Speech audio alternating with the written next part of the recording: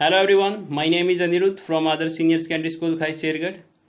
तो हमारी class 6th की साइंस का चैप्टर 5th चल रहा है, सेपरेशन ऑफ सब्सटेंसेस, यानी कि जो पदार्थ होते हैं उनका पृथक्करण, उनको कैसे अलग किया जा सकता है। तो उसी से रिलेटेड हमारा ये चैप्टर है।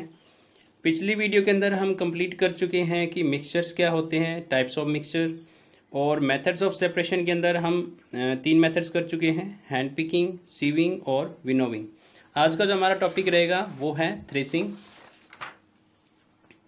तो थ्रेसिंग का मतलब होता है मड़ाई करना, इसको हिंदी में मड़ाई करना कहते हैं।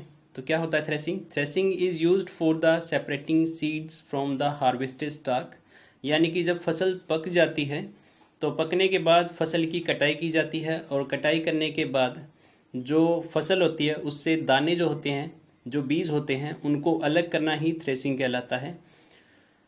When the quantity is small, threshing is done manually.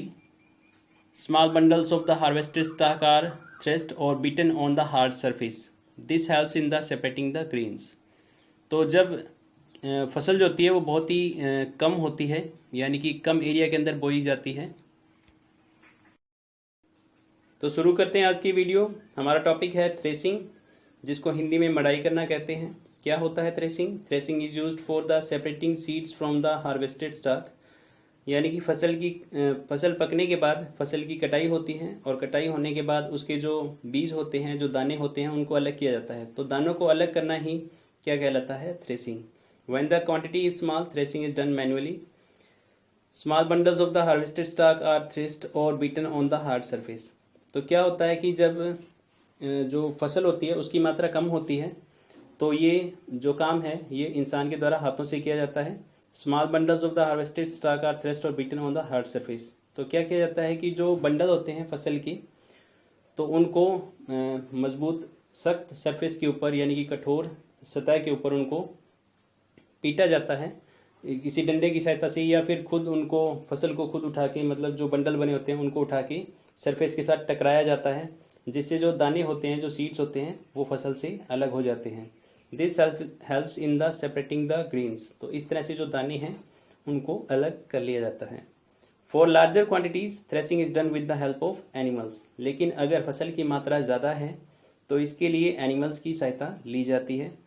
For this stock are spread around a pole. तो इसके लिए कैसे एनिमल्स का इस्तेमाल किया जाता है कि एक खंबा लगा दिया जाता है, जिसको हम पोल कहते हैं। तो पोल लगा दिया जाता है और उस पोल के चारों तरफ फसल को डाल दिया जाता है। Several bullocks are tied to the pole and are allowed to walk over the harvested stock. और फिर उस खंबे के साथ कई सारे जो बैल होते हैं उनको बांध दिया जाता है, और उन बैलों को उस फसल के ऊपर घुमाया जाता है। They trample on the stock and grain separated from them. तो इस तरह से जब वो उसके चारों तरफ, पोल के चारों तरफ जो बैल हैं, वो जब फसल के ऊपर चलते रहते हैं, उन बंडल्स के ऊपर चलते रहते हैं, तो उनके पैरों के नीचे जो फसल है वो कुचलती रहती है, जिससे कि क्या है कि रौंदने से, उन बैलों के द्वारा फसल को रौंदने से जो दाने हैं वो अलग हो जाते हैं। Nowadays, threshing machines are also used. They are powered by diesel engine और an electric motor. आजकल क्या है कि ये काम मशीनों के द्वारा किया जाता है। इसके लिए जो डीजल के इंजन होते हैं, और या फिर इलेक्ट्रिक मोटर के द्वारा जो इंजन बनाए जाते हैं, तो उनका इस्तेमाल किया जाता है। दे सेव टाइम एंड लेबर। तो इससे मजदूरी भी कम लगती है और समय की भी बचत रहती है। A machine called combine harvester harvest threshes and winnow in a single operation. तो जैसे कि कंबाइन जो होती है, तो ये 3 काम एक साथ करती है, यानी कि फसल की कटाई भी करती है, उससे दानों को अलग भी करती है, और जो भूसा होता है फसल के साथ, यानी कि जो कचरा होता है, उसको भी ये अलग करने का काम एक साथ ही कर देती है। But it is not a very popular in India. लेकिन ये भारत के अंदर, जैसे कि बुक के अंदर लिखा है कि अभी ये इंडिया के अंदर इतनी ज़्यादा पॉपुलर नहीं है, लेकिन आजकल के दिनों में इसका आपने देखा होगा कि काफ़ी ज़्यादा इस्तेमाल किया जा रहा है। सेकंड जो प्रोसेस है सेपरेशन की, वो है सेडिमेंटेशन एंड डिसेंटेशन। तो सेडिमेंटेशन का मतलब होता है अवसादन, और डिसेंटेशन का मतलब होता है निस्तारण, यानी कि जिसको निथारण विधि भी कहा जाता है। तो क्या होता है sedimentation and decantation? Sedimentation and decantation are used in combination for separating coarse particles of solid which are insoluble in the liquid. तो ये जो दोनों मेथड हैं ये कहाँ पे अप्लाई किए जाते हैं? तो ये उस लिक्विड, यानी कि उस तरल पदार्थ के लिए, द्रव के लिए इस्तेमाल किए जाते हैं जिसके अंदर ऐसे सॉलिड को मिक्स किया गया है जो कि उसके अंदर घुलनशील ना हो। जैसे कि पानी के अंदर मिट्टी को मिलाया जाए तो मिट्टी के जो कण हैं वो पानी के साथ पूरी तरह से नहीं मिलते हैं, वो आपको आसानी से अलग पानी के अंदर दिखाई दे जाएंगे। तो ऐसे जो सॉलिड होते हैं, तो उन सॉलिड पार्टिकल्स को लिक्विड से अलग करने के लिए सेडिमेंटेशन और डिसेंटेशन यानी कि अवसादन और निस्तारण या निथारण विधि का उपयोग किया जाता है। For example, the course particles of sand in muddy water can be separated by decantation. तो जैसे कि यहाँ पे एग्जाम्पल के द्वारा समझाया गया है कि पानी के अंदर यदि रेत मिली हो यानी कि मिट्टी मिली हो तो उससे जो मिट्टी है वो अलग की जा सकती है इस डिसेंटेशन प्रोसेस के द्वारा। बिफोर कुकिंग और rice pulses are washed with water. जैसे कि चावल या फिर जो दालें होती हैं उनको पकाने से पहले पानी में धोया जाता है, साफ किया जाता है। The impurities like dust and other lighter particles float on water and the rice grains और pulses settle at the bottom. तो जब दालें या जो चावल होते हैं उनको पानी के अंदर डालते हैं तो क्या होता है कि जो चावल हैं या जो दालें होती हैं उनका वेट ज़्यादा होता है, वो भारी होती हैं, तो वो पानी में नीचे की तरफ बैठ जाती हैं। और जो उनके अंदर इम्प्योरिटीज़ होती हैं जैसे कि थोड़ा बहुत कचरा उसके अंदर होता है तो वो सब पानी के ऊपर तैरने लगते हैं। The water is removed by the process of decantation. और फिर क्या किया जाता है कि डिसेंटेशन प्रोसेस के द्वारा उस पानी को अलग निकाल दिया जाता है। तो बेसिकली मैं आपको बता देता हूँ कि सेडिमेंटेशन और डिसेंटेशन क्या है। सेडिमेंटेशन जैसे कि अभी हमने एग्जांपल लिया कि जो पानी है उसके अंदर मिट्टी को मिलाया जाए तो पानी में जो मिट्टी मिली हुई है उसको कैसे अलग किया जा सकता है सेडिमेंटेशन और डिसेंटेशन से। तो सबसे पहले क्या किया जाता है सेडिमेंटेशन, यानी कि उस पानी को हम कुछ समय के लिए बिना हिलाई डुलाए उसको छोड़ देते हैं। तो इससे क्या होगा कि जो रेत के कण हैं वो नीचे की तरफ बैठ जाते हैं और ऊपर का पानी बिल्कुल क्लियर हो जाता है।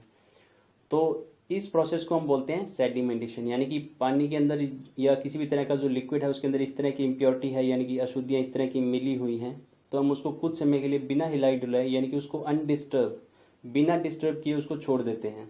जिससे क्या है जो इम्प्योरिटीज होती हैं, जो अशुद्धियाँ होती हैं वो नीचे की तरफ बैठ जाती हैं।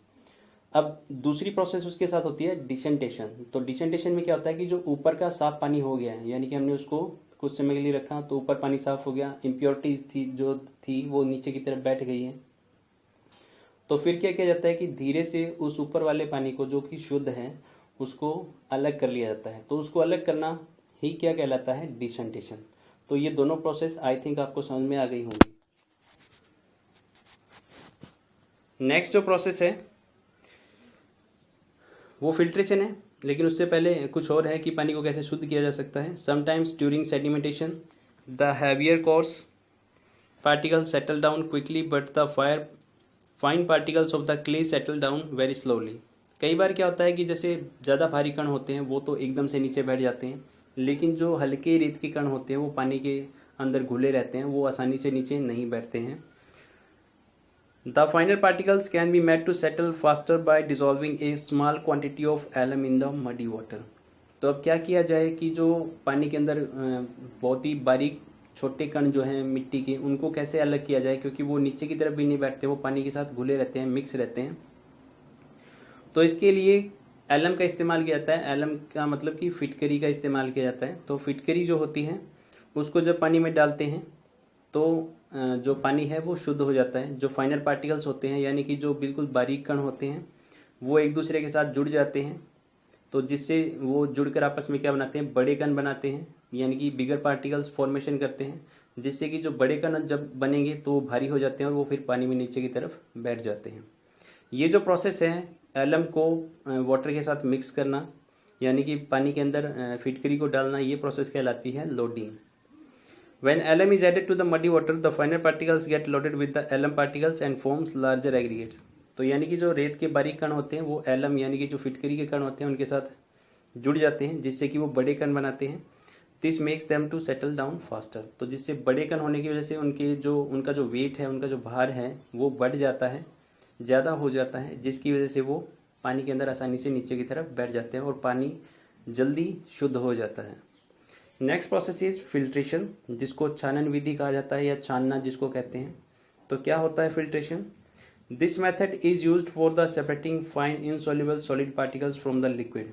तो आपने अक्सर ये घरों के अंदर भी देखा होगा कि जब चाय बनती है तो चाय से जो चाय की पत्तियां होती है जो उबली हुई होती हैं, यानी कि जो बॉइल्ड टी लीव्स होती हैं, उनको कैसे अलग किया जाता है? तो उसके लिए एक छलनी का इस्तेमाल किया जाता है, जिसमें से जो लिक्विड तैयार होता है चाय का उसको उसमें डालते हैं।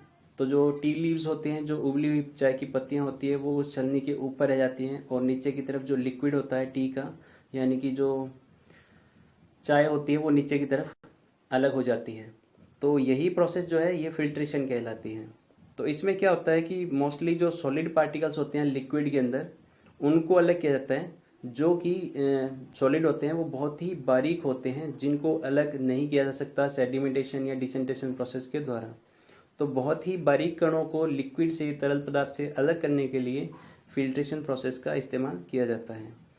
इन this method the mixture is allowed to pass through a filter. तो इसमें क्या होता है कि जो मिक्सचर होता है, यानी कि ऐसा मिक्सचर जिसमें जो फाइनर पार्टिकल्स हैं, बिल्कुल बारीक कण हैं, वो लिक्विड के साथ मिले हुए हैं, तो उसको फिल्टर में से गुजारते हैं। A filter is medium with the fine pores. अब जो फिल्टर होता है उसमें से हम लिक्विड को डालते हैं, तो फिल्टर जो होता है उसके अंदर बारीक, बहुत ही बारीक छेद होते हैं। The insoluble solid particles are retained by the filter and the clear liquid is collected as the filtrate. अब इसमें से क्या है कि जो जब हम लिक्विड को उसमें से डालेंगे, तो जो बिल्कुल फाइनल पार्टिकल्स होंगे, यानी कि जो बारीक सॉलिड पार्टिकल्स होंगे, बहुत ही बारीक कण जो होंगे, वो उस फिल्टर के ऊपर रह जाते हैं। और जो प्योर लिक्विड होता है, जिसको कहा जाता है फिल्ट्रेट, तो वो उसके अंदर से नीचे की तरफ अलग हो जाता है। जैसे कि यहाँ पे आप डायग्रामेटिकली भी देख सकते हैं, एक कीप का इस्तेमाल किया गया है और कीप से नीचे की तरफ एक बीकर रखा गया है और कीप के अंदर एक फिल्टर पेपर लगाया गया है।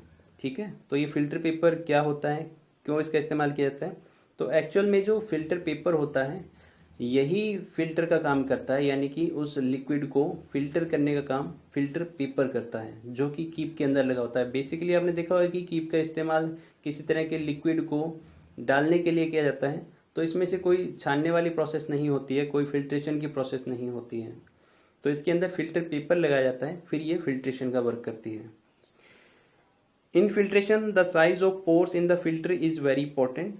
अब जो फिल्टर होता है उसके अंदर जो छेद होते हैं उनका बहुत महत्वपूर्ण रोल है, क्योंकि अगर उसका साइज छेद का बड़ा होगा तो जो बड़े पार्टिकल्स हैं वो आसानी से उस छेद में से निकलकर नीचे की तरफ लिक्विड के साथ चले जाते हैं।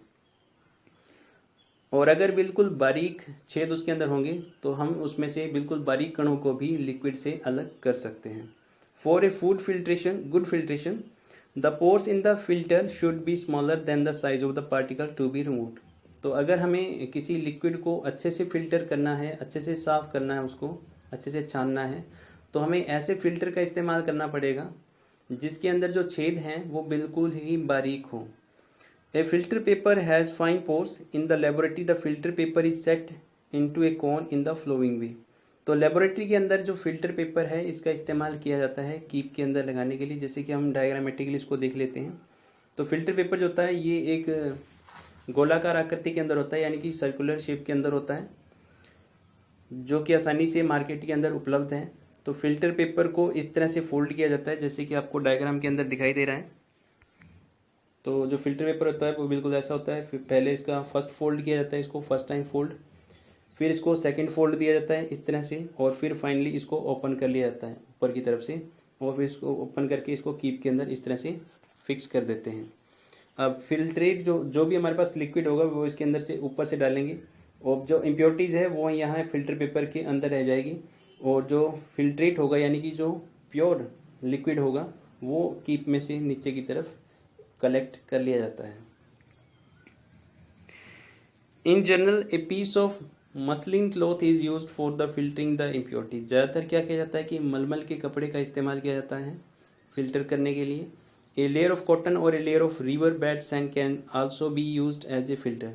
तो जो मलमल का कपड़ा है या जो फिल्टर पेपर है, इसके अलावा भी जैसे रुई जो होती है, कॉटन, इसका भी इस्तेमाल किया जाता है छानने के लिए, या फिर layer of river bed sand, या जो मिट्टी की तली के अंदर जो रेत होती है उसका इस्तेमाल भी किया जाता है।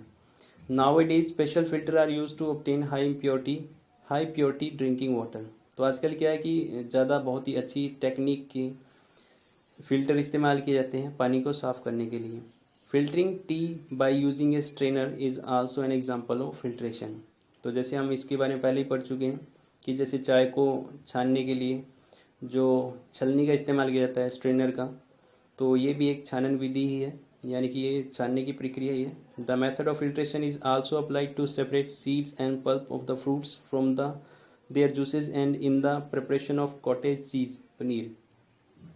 तो इसके अलावा फिल्ट्रेशन का इस्तेमाल किया जाता है जैसे कि किसी भी तरह का जूस बनाया जाता है फ्रूट्स का, फलों का जो रस होता है उसमें से फलों का जो पल्प होता है यानी कि जो गुद्दा होता है या फिर जो फलों के अंदर जो सीड्स होते हैं, बीज होते हैं, उनको अलग करने के लिए फिल्ट्रेशन प्रोसेस का इस्तेमाल किया जाता है, यानी कि छानने की प्रक्रिया का इस्तेमाल किया जाता है।